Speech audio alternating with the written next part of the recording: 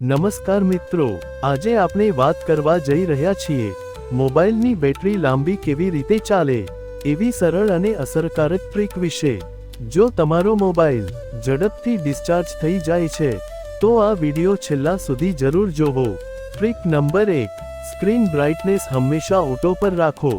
જ્યારે બ્રાઇટનેસ વધારે હોય ત્યારે બેટરી સૌથી વધુ વપરાય છે। ટ્રીક નંબર 2, મોબાઈલમાં ડાર્ક મોડ ચાલુ કરો।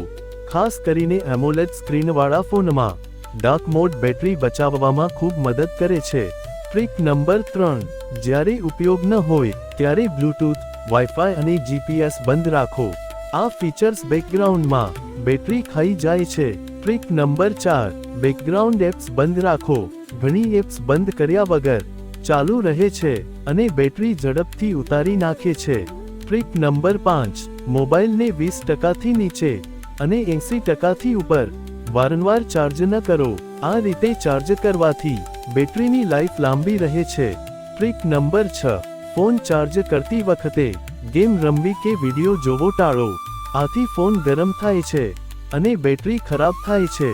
ટ્રીક નંબર 7, હંમેશા ઓરિજિનલ ચાર્જર અને કેબલનો ઉપયોગ કરો। લોકલ ચાર્જર બેટરીને નુકસાન કરે છે। ટ્રીક નંબર 8, એપ્સને નિયમિત અપડેટ રાખો।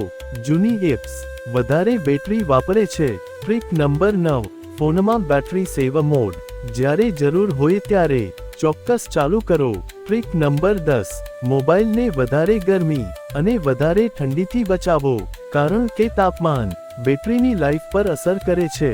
સમાપન મિત્રો, જો તમને આ ટ્રીક ઉપયોગી લાગી હોય તો વિડિયો લાઈક કરો, ચેનલને સબસ્ક્રાઇબ કરો અને આ માહિતી તમારા મિત્રો સાથે શેર કરો। આભાર। ફરી મળીશું નવા ઉપયોગી વિડિયો સાથે।